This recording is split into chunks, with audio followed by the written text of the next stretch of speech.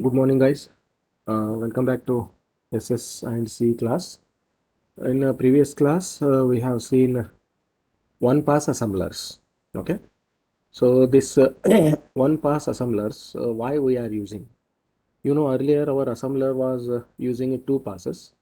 The first pass was used to define the symbols. It means to assign the addresses to symbols, and the second pass was used to do the actual um, this one that conversion, okay, that is translation, okay, from assembly language to low level language.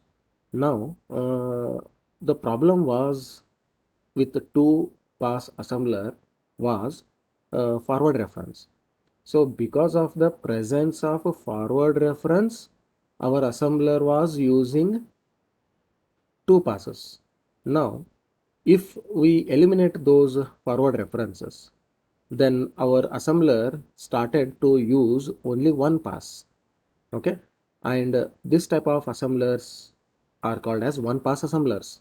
And specially we have studied one very special type of one pass assembler, that is load and go. What this load and go one pass assembler does, it directly loads the object program into the memory instead of loading it into the secondary memory like our earlier assemblers. Okay, so this is called as load and go assembler, one pass assembler.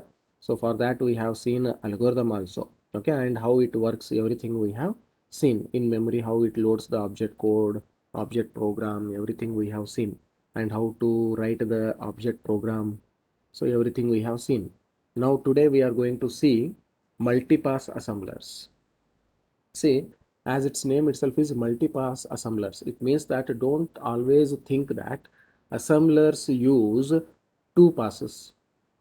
Assemblers may use only one pass also. They may use two passes. They may use more than two passes also. So if they use more than two passes, then we call them as multi-pass assemblers. Why, sir, they need multi-passes now? Why they need more than two passes? Okay, see, uh, here also there are some situations are there where within two passes some instructions cannot be assembled. I mean, those instructions cannot be translated into machine level language. It means that you may not calculate object code for that particular instructions. So what type of instructions they are?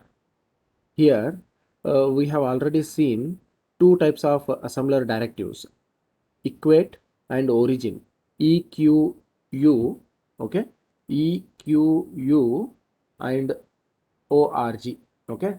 Here one example I have written here, three statements I have written here, okay.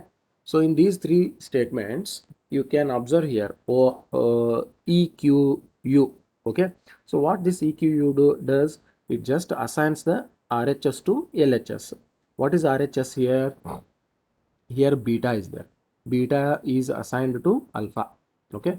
So whatever the value of beta is there, it will be stored into alpha.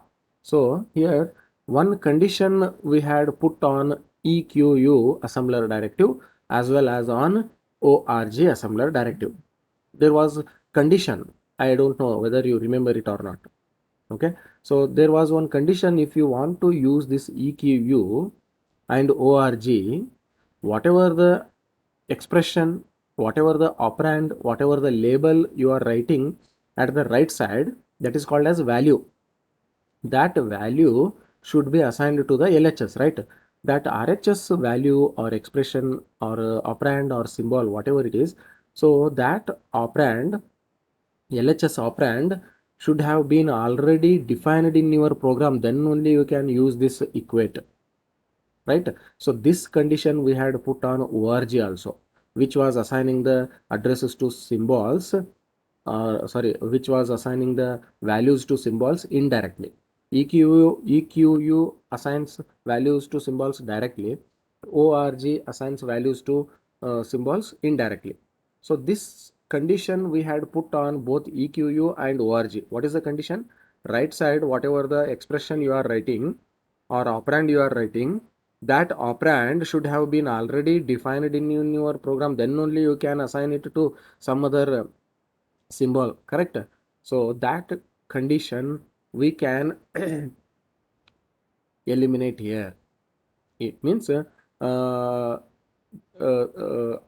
also forward reference is there.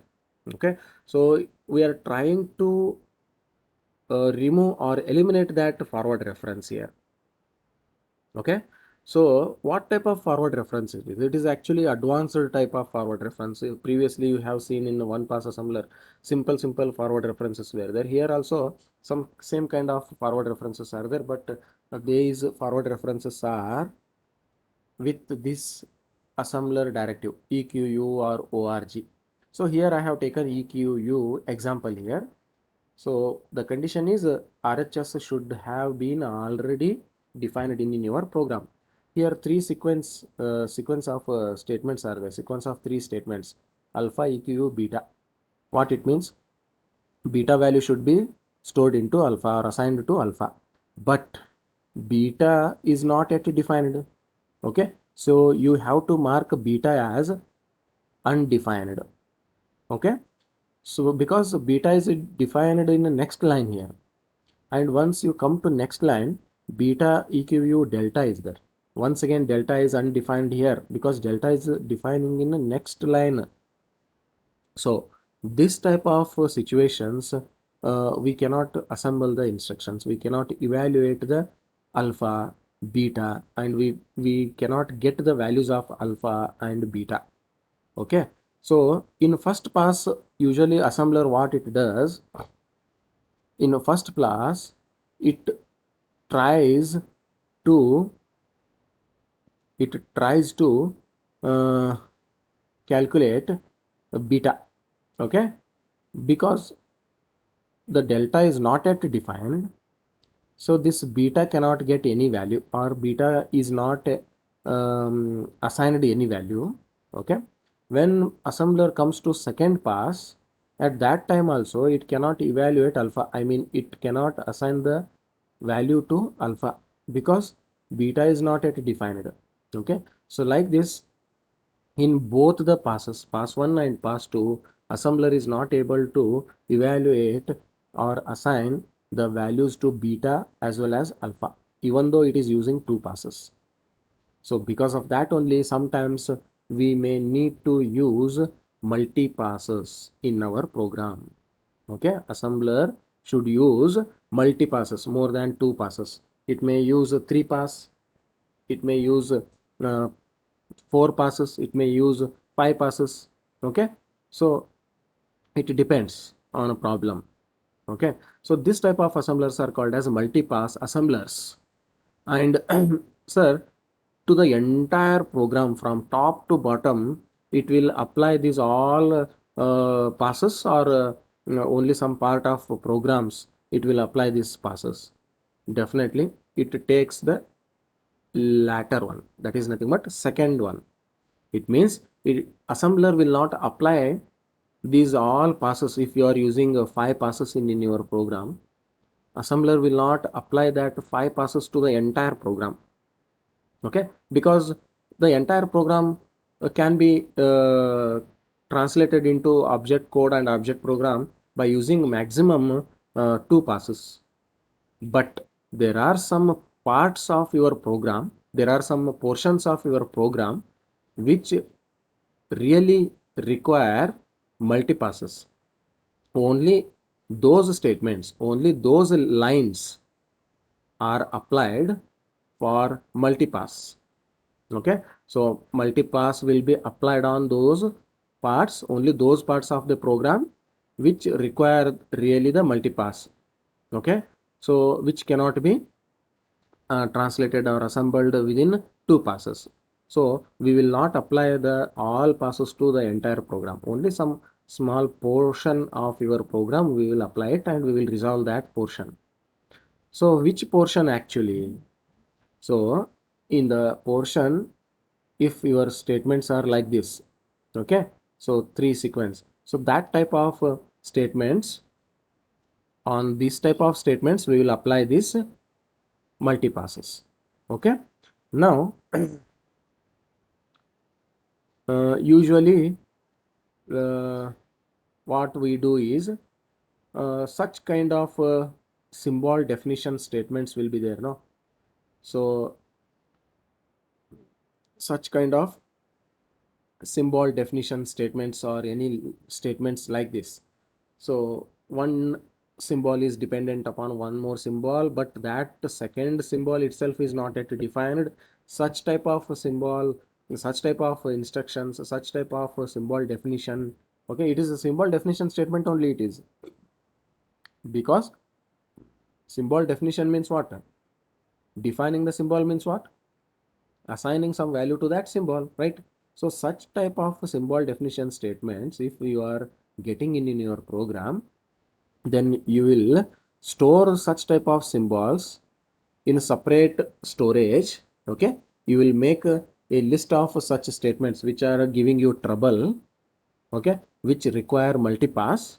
Then you will make a list of such type of statements and you will store them in a separate portion of your memory. Okay, and then only to that memory you will apply that multipass. Okay, so now we will see here once here I show you one example. You come to this diagram here, this program, small set of statements are there. Here this is, I call it as a figure A. Okay, I call it as a figure A. In this figure A, if you observe carefully, we have made a list of statements which are dependent on multipass assembler. So why, sir, they are dependent on multipass? Because they cannot assembled in two passes. So how it is? So because here you are using EQU assembler directive, you can use, you can observe here, one symbol is there, half SZ. I call it as half size. Okay, half size equal to max length divided by 2. Okay, but max length is not yet defined in your program, because max length is defined in the next line here. Okay, and again if you observe max length equal to buff end minus buffer is there. Okay, so buffer as well as buff end, both of them are not yet defined, so they have defined in line number 4 and 5. Okay, and then if you come to third line here, previous BT. Okay, that is previous something. Okay, previous BT label is there or symbol is there, equal to buffer minus 1 is there. So once again buffer is undefined here because buffer is defined in line number 4. So these all statements are showing a forward reference. Okay, so these all are showing a forward reference. So because of that only, we have to also follow that condition what we had given to equate. So right side should have already been defined in your program, but these all are not defined. So once you come to line number 4, then you will come to know that, oh, buffer is defined here because its value is 4096. 4096, it's a size, it is size of buffer. Okay, so here buffer is defined, and in line number 5 buff end is also defined because some value is storing into this buffer. Because what this assembler directive RESB says, reserve the bytes, right? So in that it reserves one byte uh, in sorry, the number of bytes. How many number of bytes it is reserving? 4096 bytes. Okay, then here star is there, it is a current location of current value of location counter that is stored into buff end. Okay, so these sequence of statements are present in your program, and you have just filtered your program and you got these statements. And of course the remaining lines of your programs are omitted here, I mean they have eliminated here because they are not giving us any problem. Only these 5 statements are giving us problem, forward reference problem, that too particularly when we are using EQU assembler directive. This is the case in multipass. Okay, so in fact forward references we have seen in previous class also, but there we have not seen this EQU assembler directive. But here we are using this EQU assembler directive, which is throwing a forward reference on us. Okay, forward reference problem on us. Here the first what I have to do is I am assuming the addresses of these all instructions. Okay, all statements. Addresses means I have written location column here. So all addresses are there, addresses are there, addresses are there. It means that in your program, wherever this statement is appearing and here some address will be there, no, that address list I have written here. Okay, and I assume that here I assume that the address of buffer is 1034. Okay, what I said, address of buffer is 1034. I am just assuming. Okay, so just for example I have taken the buffer address is 1034. The address of buffer is 1034, and if you observe here, it is reserving how many number of bytes? 4096. 4096 is nothing but, if you convert this 4096 into hexadecimal, you will get 1000. So it is reserving 1000 bytes. So you add 1000 to it, and in the next line it will be the location counter value will become 2034. 2034 is the address of buffend. Okay, so in the next line, immediate next line, buffend is also not defined. So now the current value of location counter is 2034. That star is representing here. That star is representing 2034. That 2034 will be loaded or stored into this buffend. Now the value of buffer is 1034. The address of buffer is 1034. The value of buffend is 2034. Okay, I mean address of buffend is 2034. Remember it.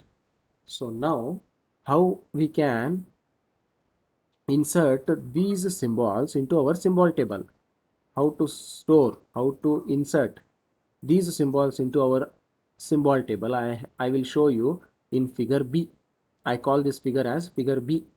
Okay, so here I have written here a half size ampersand 1 max length divided by 2. So what it is? So first thing what you have to do is, I mean you means what here? Assembler. Okay, assembler what does? First it will scan these list of statements what you have separately stored in some separate memory. Okay, in that one half size. So first it will look into these one by one all the statements. So first dependency of half size is dependent on max length. Okay, so it will look into this statement and it will understand that max length is not yet defined. Okay, so it will mark this max length as undefined. Okay, assembler marks max length as undefined. So here right side RHS of EQ statement, one expression is there, max length divided by 2, and in this expression there are two symbols are there, max length is there and 2 is there, and 2 is a constant, no need to worry about it. And here how many in this complete expression, how many symbols are undefined here? Only one. Okay, so that I have written here in terms of ampersand 1. I am indicating only one symbol is not yet defined by writing this ampersand 1. Remember. Okay, so first what I do is, okay, here I am representing it. So yeah, LHS is half size and its equation or its RHS expression is max length by 2. It means I want to assign this RHS to LHS, but what is the problem is one symbol is undefined here. Are you getting? I am representing it like this.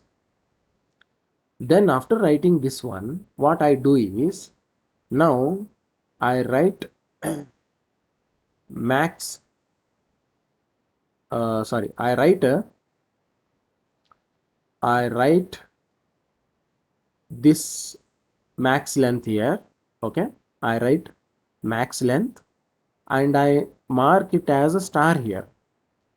Why you are making it star, sir? Because here just you are mentioning how many number of symbols are undefined among these two.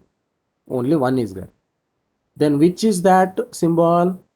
Explicitly you should tell to assembler, right? So I am telling to assembler that that symbol is max length, and I am putting star here. Then assembler will understand that, oh, max length is undefined.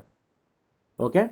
Then I have written here by making one linked list, half size, and the last is null. Okay, half size. Why you have written half size, sir? Here again, it means that here I should always write in a linked list what all the symbols, what all the LHS are dependent upon this max length.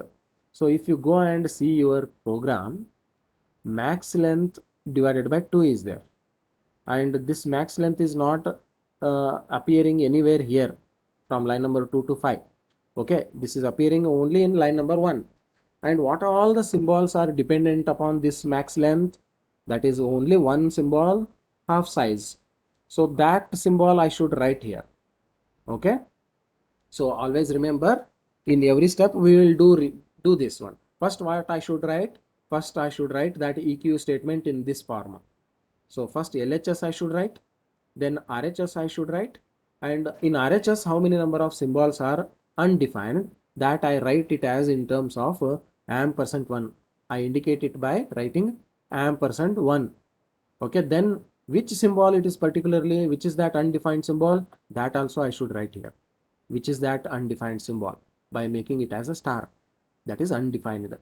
Then what I should write is here on max length. On max length, what all the symbols are dependent, that I will write in this linked list. Okay, so once again you come to this second line here. Here what is there? Max length equate buff end minus buffer is there. So here both of these symbols in this expression are undefined, correct? Buff end is also not defined, buffer is also not defined. So in figure C, I will write first this line number 2 like this. I write that second line like this. Max length equal buff end minus buffer. And here actually I don't write EQU or equal. Here in between these LHS and RHS, what I should write? In RHS, how many symbols are undefined? 2 symbols are undefined. So I have written %2.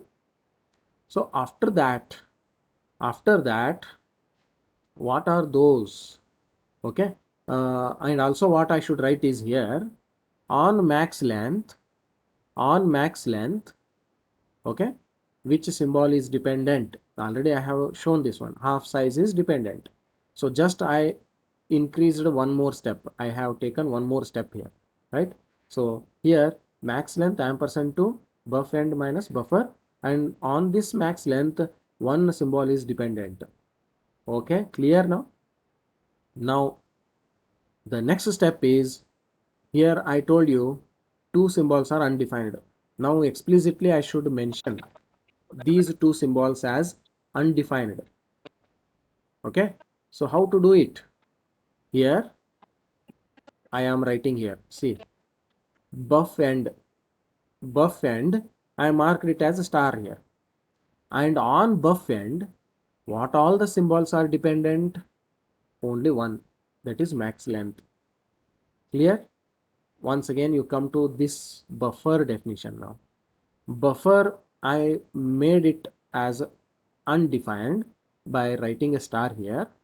Then on buffer, what all the symbols are dependent? Only one, that is max length. Clear now? Very nice. Now come to line number 3. In line number 3, what happens? PREVBT symbol should get the value buffer -1, but buffer is undefined. So this also I represent in figure D.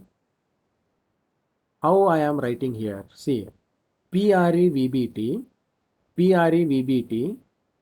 RHS is buffer -1. In RHS, How many symbols are undefined? Only one symbol, that is buffer. So I have written as ampersand 1 here. And on PREVBT, is there any symbol is dependent? No. Okay, because of that only I have not written any linked list here. Clear? Then I should define this buffer now. Correct? So buffer already you have defined in figure C here like this. It means that on buffer, which symbols are dependent, you have written here. Max length, you have written max length here. Similarly, now when you scan that line number 4, at that time on this buffer, what all the symbols are dependent, once again you should extend that previous line here in this diagram. Earlier only max length was dependent on buffer. Now PREVBT is also dependent on this buffer. So this one I have added now. This one I have added. So this figure D is a extended or continued diagram of figure C. Now next what I do is, when I come to line number 4 here, when I come to line number 4, now I will get the definition of buffer. Okay, because I already assumed that its address is 1034. Okay, so you got the value of buffer now. Now what you do, you means assembler does. Now assembler starts to search those statements which are completely dependent upon buffer. Okay, so it comes to RHS of this previous statements, and it will come to line number 3. It will come to know that, oh, PREVBT is dependent on me, that is buffer. Next it will go to line number 2, and it will again understand that max length, okay, max length is also dependent on me. And if you observe this max length is dependent on buffer as well as buff end. Okay, so max length is dependent upon, when assembler scans the program from top to bottom once again, first it will look into, I came into reverse order. Actually assembler comes from top to bottom, line number 1, and here in RHS buffer is not there, so it will leave this first line. So no any statement is dependent upon this buffer. So when it comes to next line, in second line, oh, buffer is here present and max length is dependent upon buffer, but as at the same time max length is dependent upon buff end also. Okay, which is still undefined. Okay, so because of that only it cannot evaluate this RHS and it cannot assign that value to max length. So just what it does is, in max length, two symbols are undefined, buff end and buffer. Among these two undefined symbols, now buffer is defined. So only one symbol is undefined now, that is buff end. Okay, so it will mark that buff end as undefined in figure E. I show you, I call this diagram as figure E. Okay, so what we are doing is here if you observe carefully, max length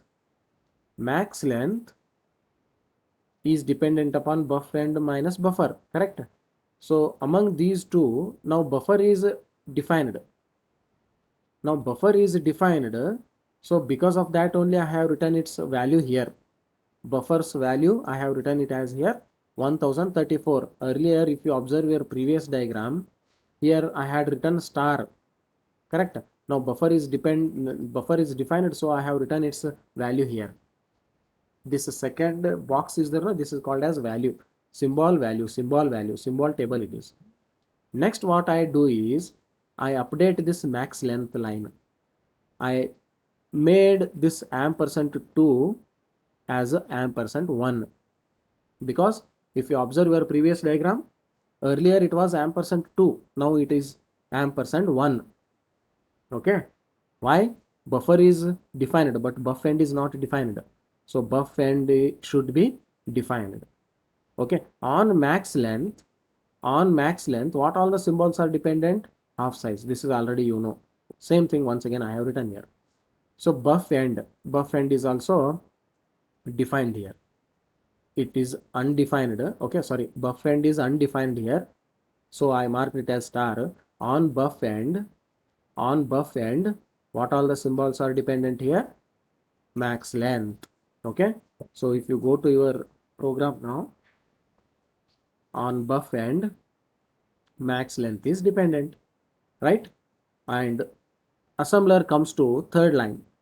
Here it once again comes to know that, oh, buffer is here, so I know buffer value, and here 1 is there, so I can evaluate it. Then I can assign this value to PREVBT. So because of that only, what it does, already it has defined buffer as 1034. So now as per this expression, you evaluate it and you get the value 1033, and you assign that 1033 to PREVBT. Now the value of PREVBT in diagram E, if you observe, it is 1033. Clear now? Okay. Earlier PREVBT was undefined. Now it is also defined. It means PREVBT got some value here. Earlier it didn't have any value.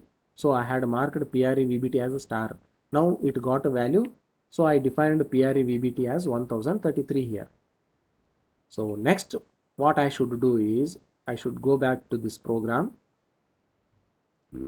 When assembler comes to line number 5,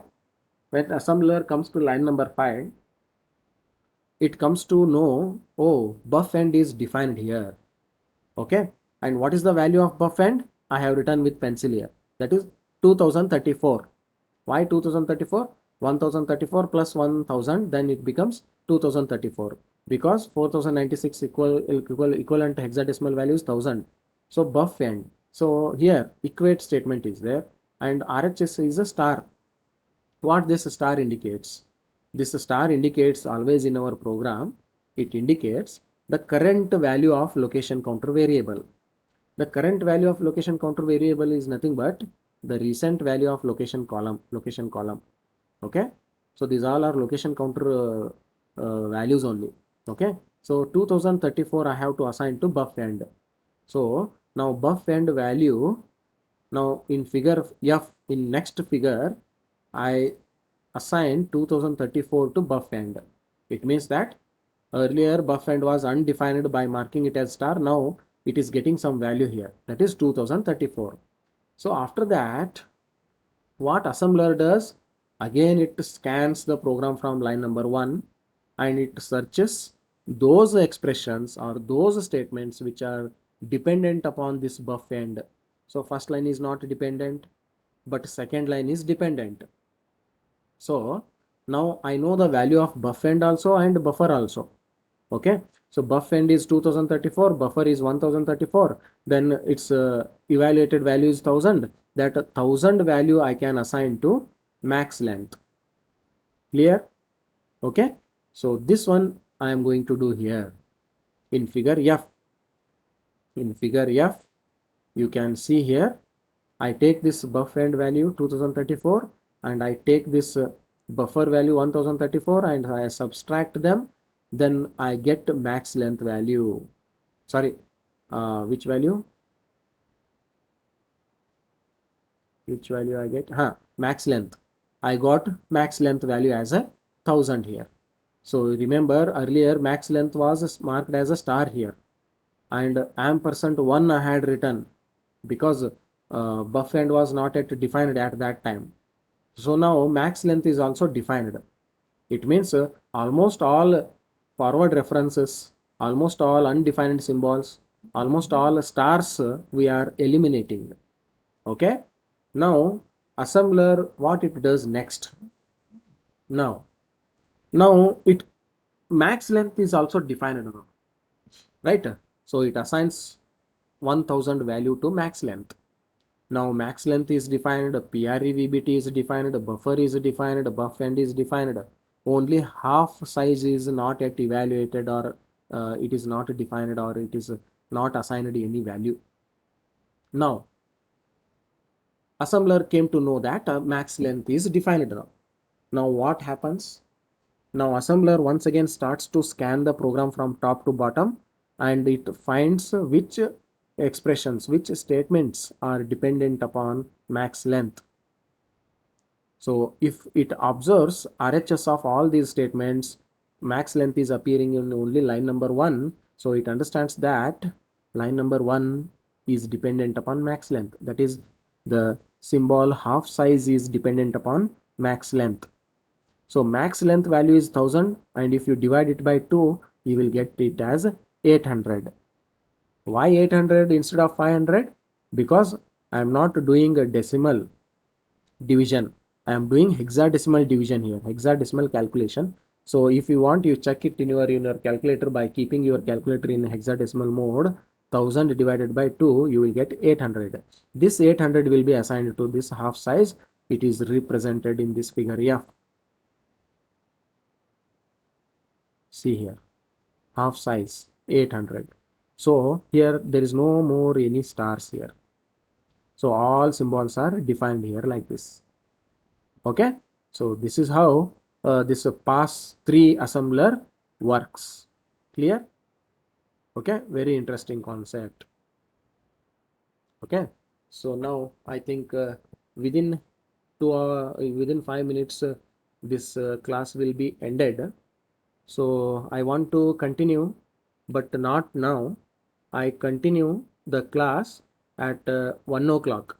Instead of a CGV class, today I take SS and C class as per the timetable. Okay, I think it is in at 1 o'clock, right? At 1 o'clock, once again, I take the class, and last topic of this module, I complete it here. Okay, now last but one topic, multipass assemblers, I completed now. Now last topic of this module is loaders. Okay, so that loaders I complete in the next class, and that module will be completed. Okay, so guys, day by day attendance is keep on decreasing. I don't know the reason, but definitely you will be in trouble, because this subject, don't think that you can study at your home yourself. Until and unless somebody will teach you, you will never understand this subject. Keep it in your mind. Okay, so definitely I am going to punish those students who are regularly absent. Okay, you can leave the meeting now. In next class, I continue the next topic and I complete the module today. Okay, so in fact, this module is a very lengthy module. So it has taken a lot of time, because if I run the syllabus, if I run the topics, you will not understand anything here. So intentionally, I have gone very slowly. Okay, so have a nice day. Once again, we will meet at 1 o'clock today afternoon. You can leave the meeting now.